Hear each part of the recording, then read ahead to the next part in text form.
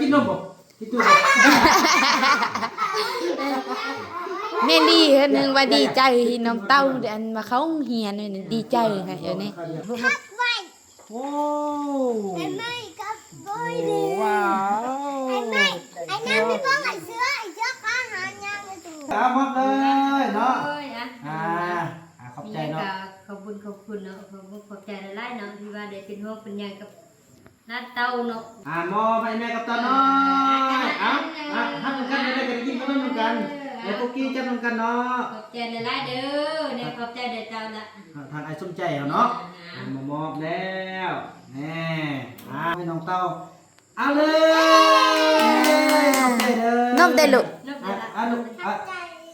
ขอบใจย่าเด้อ เด้อ ขอบใจย่าเจียบอลมานี่เด้อมาดิเอานกขอบใจอีพ่อจะพาเอาเนาะ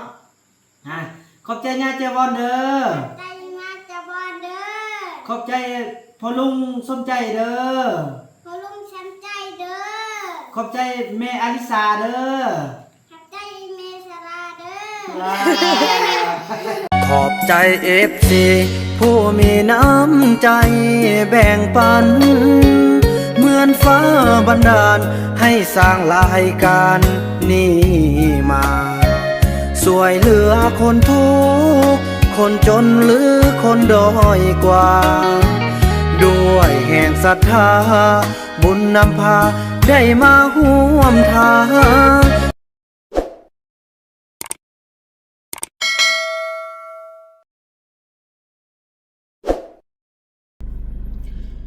สบายดี FC ของบ่าวนำกันเบิดสู่คู่สู่คนพี่น้องบ่ว่าสิอยู่ภายในหรือว่าอยู่ต่างประเทศกันเนาะพี่น้องเนาะก็ยินดีต้อนรับทุกท่านเข้าสู่รายการของบ่าวนำพี่น้องเอ้ยคลิปนี้ก็เป็นคลิปนึงที่มีความหมายความสำคัญหลายพี่น้องเอ้ยเนาะซึ่งว่าบ่าวนำก็ได้เป็นสะพานบุญให้ทางเอื้อยอายเนาะก็ถือว่าทางมีทางซ่องทานก็คือ1เนาะอยู่ทางในแล้วก็2อยู่ทางนอกพี่น้องเอ้ยคำว่าอยู่ในและอยู่นอกมันก็คือว่าอยู่ในก็คือพี่น้องทางฝั่งในประเทศลาวนะพี่น้องอยู่ทางนอกก็คือจะเป็นต่างประเทศบ่จะเป็นไทยบ่จะเป็นอเมริกาไปอีหยังต่างนะพี่น้องเนาะที่ว่าอยู่นอกประเทศนั่นแหละพี่น้องเอ้ยพี่น้องเอ้ยแต่ว่ามื้อนี้ก็เป็นคลิปนึงที่บ่าวบรรณาการลุ้นแล้วก็ซื้อไผได้พี่น้องเอ้ยเนาะบ่ได้บอกย่าบ่ได้บอกพ่อเนาะบ่ได้บอกน้องเต้าพี่น้องเอ้ยเนาะแต่ว่าลุยพี่น้องพอได้ฮอบเอาเงินก่อนจำนวนอันยิ่งใหญ่ไปมอบค่าเทอมค่าอาหารให้ลูกสาวเต้าพี่น้องให้เนาะพี่น้องก่อนจะไปนั้นบ่าวนำก็ขอบุญขอบคุณทางเอื้อยอลิสาเนาะ FC ทางฝั่งไทยแต่อาศัยอยู่ทางอเมริกาพี่น้องให้เนาะเพิ่นส่งเงินมาจำนวน 1,500 บาทเนาะขอบบุญขอบคุณนำทางอายทางเอื้อยหลายๆเนาะที่ว่าได้ช่วยค่าเทอมหรือว่าค่าการเรียนหรือว่าค่าอยู่ค่ากินให้น้องเต้าประจำเดือนมิถุนายนนี้พี่น้องเนาะเพิ่นก็สัญญาจะช่วยทุกเดือนพี่น้องเนาะขอบคุณขอบคุณเป็นบุญกุศลอันยิ่งใหญ่ของลูกสาวเต้าพี่น้องเนาะส่วนท่านที่2นั้นเนาะก็ขอบบุญขอบคุณทางไอ้ใหญ่เฮาก็คือทางไอ้สมใจพรหมลีเนาะที่บ่าวนำได้ไปนอนอยู่เฮือนเพิ่นพี่น้องเนาะก็คือทางเศรษฐีใหญ่จากนครหลวงจันทน์แต่ไปเฮ็ดธุรกิจอยู่ทางสามเหลี่ยมทองคำพี่น้องเนาะผมได้ครอบครัวเพิ่นส่งเงินมาช่วยน้องเต้าพี่น้องแท้จริงแล้วเพิ่นก็ส่งมาให้ซื้ออาหารให้ทางเด็กน้อยทั้ง3ในตอนนั้นที่มาใหม่เนาะแล้วหลังจากเพิ่นโอนมาปุ๊บแล้วเด็กน้อยก็ซะพี่น้องเต้าน้อยมีอีหยังต่างเนาะหลายๆอย่างพี่น้องเนาะก็ถือว่าบ่ได้ให้พี่น้องก็จะได้มาให้สุดนี้พี่น้องเนาะถือว่าขอบคุณขอบคุณทางไอ้ใหญ่เฮาที่ว่าส่งเงินมาจำนวน500,000 กีบเนาะขอบคุณขอบคุณหลายๆเนาะแล้วอันที่3พี่น้องนี่แพมพี่น้องนี่เป็นโทรศัพท์พี่น้องที่ได้รับการช่วยเหลือจากญาแม่เจียวอนเนาะพร้อมด้วยพอสติฟวอนอยู่ทางสหรัฐอเมริกาพี่น้องเป็นคลิปนี้เป็นทริปที่ว่ารวมด้วยช่วยกันเพราะว่าโดนๆมาเท่านึงพี่น้องเนาะเพราะว่ามันใกล้เด้พี่น้องมาเท่านึงก็ให้มันมีติดไม้ติดมือเนาะพี่น้องเนาะบ่าวนำก็อาศัยทางพ่อแม่ทางอ้ายทาง FC ทุกท่านนั่นแหละพี่น้องถือว่ามาครั้งนี้ก็พี่น้องยิ่งใหญ่เหลือเกินเนาะถือว่าโทรศัพท์นี้เป็นโทรศัพท์ที่ซื้อให้อายงแต่ว่าอายงบ่อยู่เนาะบ่าวนำก็ได้โทรหาทางย่าแม่เจียวบอนเนาะว่าโทรศัพท์นี้ลูกขอให้เต้าน้อยได้บ่สัมเพิ่นว่าได้ลูกตามใจเนาะเพราะว่าเพิ่นก็ เฮียนเราต้องให้กำลังใจเพิ่นเนาะฉะนั้นขอบคุญทาง3ท่านเนาะมื้อนี้เนาะก็คือทางเอื้ออลิสาเนาะที่ช่วยเงินจำนวน 1,500 บาทแล้วก็ทางอ้ายใหญ่สมใจพรหมลีเนาะจำนวน500,000กีบแล้วก็ทางโทรศัพท์ของย่าแม่เจียวอนเนาะที่ว่าได้ส่งมาซื้อก็จำนวนอยู่ล้าน900,000ไล่2ล้านซะพี่น้องเนาะก็ได้มอบให้เป็นของขวัญต่อหน่อยเนาะขอบคุณทุกท่านที่ได้ยืนมามือมาในครั้งนี้ขอให้ทุกท่านนั้นอยู่ดีมีชัยไปมีโชคเด้อความเจ็บอย่าสุดใดความไข้อย่าสุดใดมีปรารถนาแล้วก็คิดสิ่งใดขอให้ได้ดงความมุ่งมั่นปรารถนาเนาะอายุวันโนสุขังพลังอย่าเจ็บอย่าจนอย่าอึดอย่ายากอย่าขาดอย่าเคลื่อนเงินให้ไหลกองทองให้ไหลเข้าสิ่งใดที่ปรารถนาสิ่งใดที่อยากได้ก็ขอให้ได้ดังความมุ่งมั่นปรารถนาเนาะสิ่งที่สำคัญก็ขอให้ปราศจากโรคภัยไข้เจ็บต่างๆขอให้มีสุขภาพแข็งแรงอยู่เป็นโฮมใส่ให้ลูกให้หลานโดนและตลอดไปช่วยเหลือลูกหลานในครั้งนี้ก็ขอให้พ่อแม่เอื้อยได้กลับขึ้นมาเป็น100 เท่าพันเท่าเด้อเถิดสาธุเนาะถือว่าคลิปนี้บ่าวนำก็ขอเชิญชวนทุกท่านร่วมเดินทางแล้วก็รับชมภาพบรรยากาศนั้นนำกันเนาะท่านผู้ชมเนาะถือว่าตอนนี้เฮาก็ได้เดินทางมาฮอดบ้านกลางแล้วเนาะฮอดเฮือนของพ่อแม่บ่าวบุญนำแล้วพี่น้องเอ้ยนี่บ่ได้บอกเขาเจ้าลงหน้าเลยพี่น้องปกตินี่โทรบอกแล้วเขาเจ้าจะเกี่ยมท่าเนาะอันนี้บ่ได้บอกเลยเซอร์ไพรส์กันเลยแล้วมื้ออื่นเนาะบ่าวบุญนำก็จะได้ลงเวียงต่อพอไปเปิดบริษัทเพื่อนเนาะบริษัทหมู่โอ้เป็นห้องได้พี่น้องเอ้ยห้องเพลงม่วนๆเลยนี่พี่น้องเอ้ยเพิ่นก็คือสิบ่ฮู้ดอกโอ้ยจังหวัดอะไรไปเด้อปุกกี้แห้งปุกเลยพี่น้องเอ้ย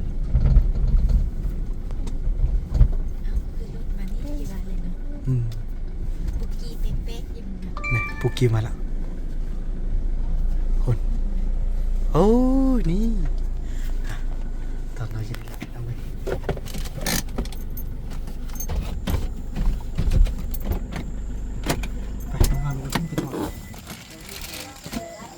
สบายดีสบายดี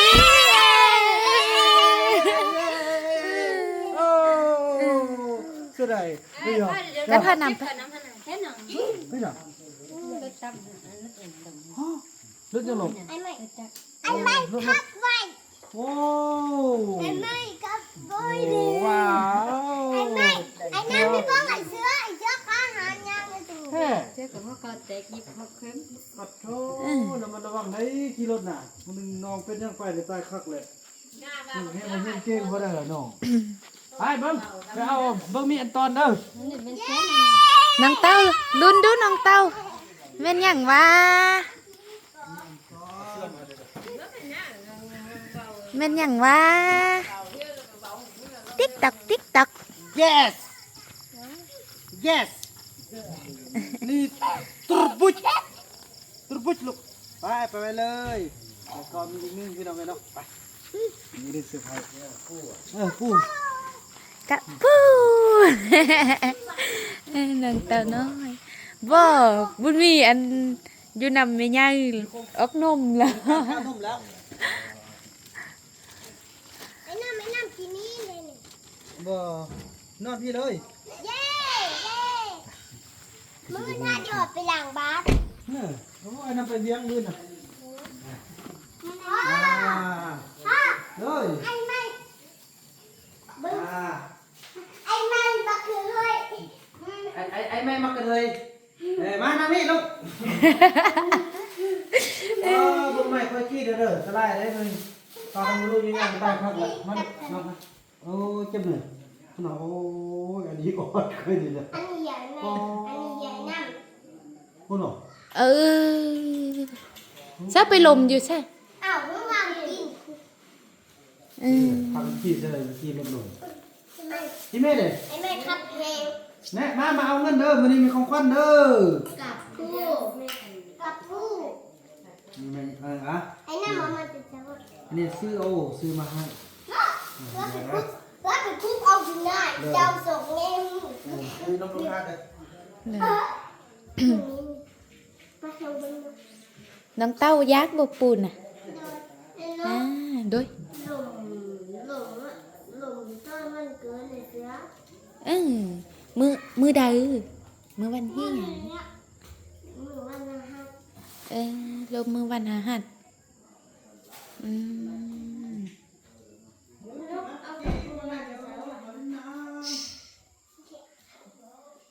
จังไรเนาะโอ้เนาะไอ้ย้อนมันเนาะไม่บักบ่เลยเป็นของที่กระดูกบ่หักเนาะ พ่อลูกไปนะ เอานี่ ไปนะว่าไปคุกกับปู นี่โอ้ยพ่อซื้อมาให้แล้วนี่ จับหอย นี่ขี้เก่งลูกเอ้ย หอยได้ ดีใจบ่ได้กระปูน่ะ โดยได้โอ้ย เบิ่งแค้น อืม เสือดึงจับไม่ถึงหางยางจับไม่ถึงหางยางพ่อไอ้เสือจับไอ้ไม้ จับไอ้ไม้ยางเดาว่า มานี่มีของขวัญเด้อแม่เด้อสบายดีเด้ออีพ่ออีแม่เด้อคำน้อยเด้อกินใส่เขาบอก1 2 3 4 5 6 7 8 9 50,000เนาะก็บุญไป50,000ครับเนี่ย ได้กินปูเนาะตามเนาะ 2 3 4 5 กับผู้ให้น้ำสื่อ ก็ถือว่า50,000มันอยู่นี่ จับที่จับ นั่นนี่แม่เขามีอันนั้นเนาะมีทางอลิซาเนาะอยู่ทางสหรัฐอเมริกาเพิ่นส่งเงินมาให้ค่าเทอมให้ค่าอาหารลูกตาน้อยนะจำนวน 1,500 บาทเนาะก็ถือว่าถือเป็นเงินกีบเฮาก็ถืออยู่945,000 กีบเนาะไล่เป็น950,000 กีบเลยพี่น้องเนี่ย 5,000 เนาะอันมีเลขขึ้นเลขลงฉะนั้นวันนี้บ่าวมานำก็จะได้มามอบให้ทางอีแม่เนาะ1 2 3 4 5 6 7 8 9เนาะก็50มันอยู่นี่พี่น้องอยู่นำเงินไอ้สมใจเนาะแม่เด้ออันนี้ถืออยู่ลูกเอาครับเบิ่งอันกี้นั่งคนว่านั่นก็ได้กินขนมกันแหละนั่งอย่านั่งแปะกันนะบ่ว่านั่งไปย่าง เนี่ยนั่ง ไป ย่า ย่าง กินละ ไทยวงมาเด้อ กินไปกันก่อน พี่นายโอก็ฮักกอกอยู่ ดิ้นมาให้ลูก เด้อเอามอบเลยเนาะ เอ้ยนะ ขอบใจเนาะ ขอบคุณเนาะขอบใจหลายๆเนาะที่ว่าได้เป็นห่วงเป็นใยกับน้าเต้าเนาะโอ้เต้ากับมันก็มื้อนี้ก็มื้อบ้านนี่ก็เป็นโรคกาเบิดมื้อ โอ้เก่งแม่ เพิ่นเรียนหนังสือก็ได้หลายแล้วก็ โอ้สมใจเลยกำลังใจ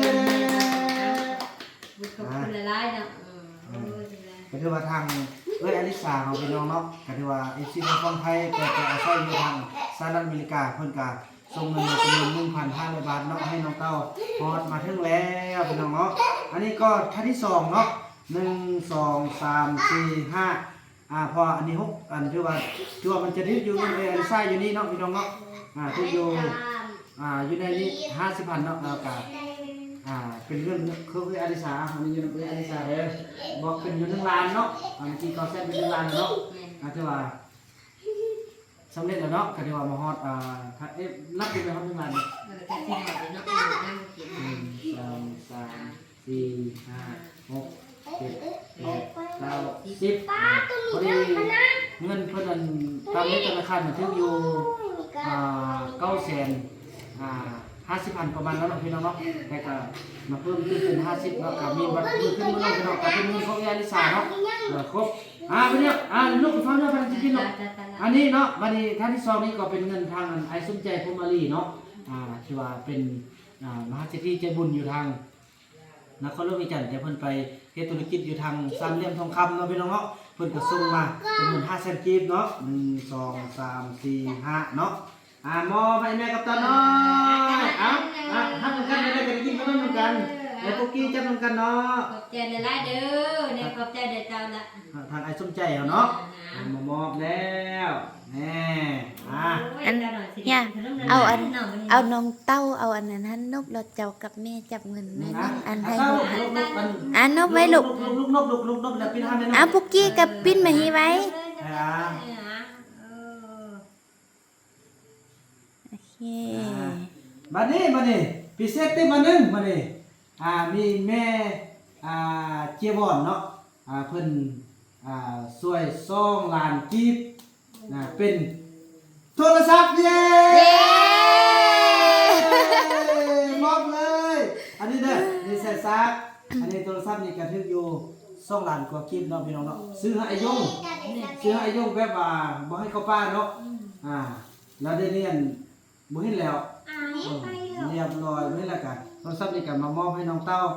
เอาเลยขอบใจเด้อน มได้ลูก ลูกขอบใจย่าเด้อขอบใจย่าเจียบอนมานี่เด้อมานี่เอานกขอบใจอีพ่อจะพาเอาเนาะขอบใจย่าเจียบอนเด้อ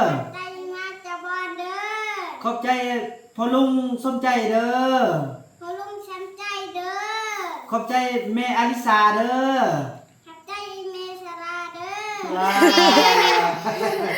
อันนี้มันแม่ที่แม่กินข้าวหรอ เนี่ย พอดีซอยอันส้มจิ้นมูส้มนางมูนี่ก็ดีพ่อแม่ว่าอยากกินอันปู เสาลีมื้อนี้นะบ้านพากันเบิ่งเด้อ ไอ้เสาลีมื้อนี้นะขึ้นฮอดอียงเด้ไปอยู่ป่าหุ่นจะกินหยังอันนี้แล้วนี่น้องเต้าเฮบ่ห่วงแล้วอันนี้น้องเต้าเฮอยู่นำย่า เลยอยากกินลิกซินลูกได้โทรศัพท์เลย ได้แล้ว ให้เอาให้นี่ ย่าเจียบอนตั้งใจเฮียนได้ลูกเด้อตั้งใจเฮียนเก่งๆบัดนี้น่ะนี่อันนี้โกโทรศัพท์นี่ลิ้นก็มีเป็นโมงให้อันปุกกี้เด้ออย่าโซไปลิ้นยีนอกอย่าโซไปโยนพากันเฮ็ดแท็กเด้อโทรศัพท์ดีๆเพิ่นซื้อให้นี่พากันเบิ่ง YouTube มันดับแล้วโอ้ยมาอีพ่อก่อนบัดนึงเด้อมานี่มาก่อนบัดนึงเด้อโอ้ยเจ็บมาเลยนะเอากินนมบ่กินตัวบ่ แม่ลีเฮ็ดนึงว่าดีใจที่น้องเต้าอันมาเขาเฮียนนี่ดีใจค่ะเดี๋ยวนี้ สู้ๆเด้อ นั่นยงสว่าไปอีกหน่อย นะ ได้หลายหมื่น ไปอีกเลย แม่ ไปได้หลายมือแล้ว สิเฮ็ดได้ว่ามือขึ้นเฮือนนี่เฮาสิเอาต้นมาแบบบ่ฮึ เอาไปจะส่งได้เอาที่เป็นน้ำ เอาคุกกี้ไปนำเนาะเอาไอ้ยอดไปนำ ไปจะว่าตรงในสัญญากันเนาะเพราะว่าได้โทรศัพท์ละดี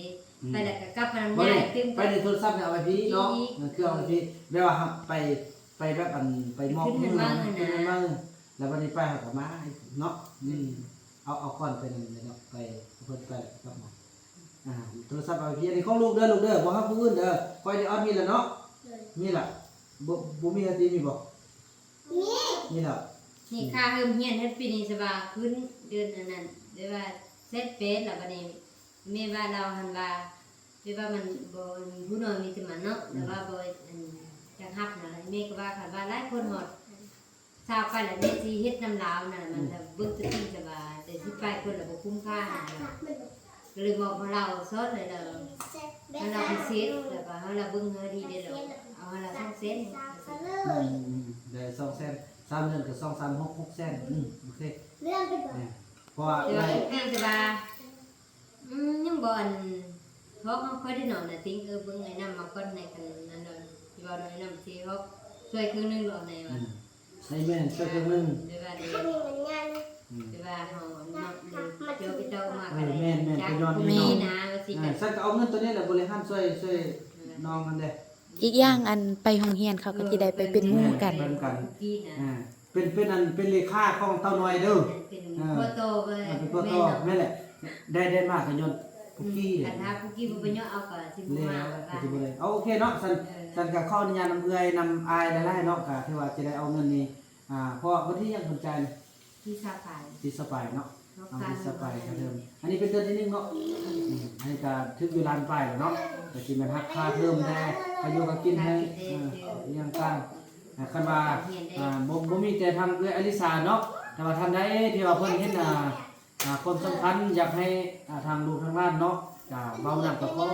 ยินดีเนาะเป็นสะพานบุญฮอดจอดถึงทุกกิจทุกมันเนาะแต่ว่าตอนนี้เห็นบอกพี่น้องดีใจพี่น้องเนาะ มาสนิทก็ตั้งใจเฮียนก็ตลอดน่ะบ่คือตะกี้เพิ่นก็ แต่กินมีหลายคนเนาะมี ก็สุดแล้วมีหลายคนบริการ นี่แต่เดียว ตัวนี้ก็ก่อนเราได้ลูกเด้อ บ่ให้เป็นเสียนามสกุลอันนามสว่างนี่วิธีสร้างนะฮะครับผู้ให้ญาติเลยว่าผู้ได้สร้างก็ได้ค่อยได้มันจะเห็นบ่มันจะค่อยสิถ้าบ่ทึกร่วมมันก็บ่เข้าก่อนเด้อถ้าบ่ทึกร่วมอย่าบังคับมันอย่ามันโพดนี่เด้อนี่ทางนี้เด้อ เราว่าตักเป็นแหละ เอานั่นแหละเนาะแม่เนาะเนาะลูกเต้าน้อยสัญญามาสัญญากับอีพ่อกันเอาบนผู้คว้าเอาบนคว้าเมื่อกี้ลูกก็จับสนิทพ่อดีๆขอสัญญาว่าแม่ เขาสร้างยา จะเข้าเรียน จะเขายังเรียน ให้เก่ง เก่ง ๆเย้มันเป็นเจ้าเป็นนายลูกเอ้ยเอาด้วยจังซั่นพี่น้องเอ้ยเนาะด้วยท้ายสุดนี้บ่าวบ่นำก็ต้องขอขอบคุณทางเอื้อยอลิสาอีกครั้งอีกทีเนาะและก็ทางไอ้ใหญ่สมใจพรหมลีและทางท่านย่าแม่เจียวบอนเนาะพร้อมด้วยครอบครัวเนาะพี่น้องเอ้ยเนาะโอ้ยได้ทุกคนเลยเนาะขอให้ทุกท่านนั้นอยู่ดีมีแห้งเนาะอยู่มีใส่ไปมีโซกเอาความเจ็บอยู่สุดใดความไข้สุดมีช่วยลูกช่วยหลานในครั้งนี้ขอให้ได้กลับขึ้นมาเป็น100 เท่าพันเท่าเลยเถิดเนาะสำหรับคลิปนี้บ่าวนำและก็ทุกคนเนาะก็จะขออนุญาตกล่าวคำว่าสวัสดีบ๊ายบาย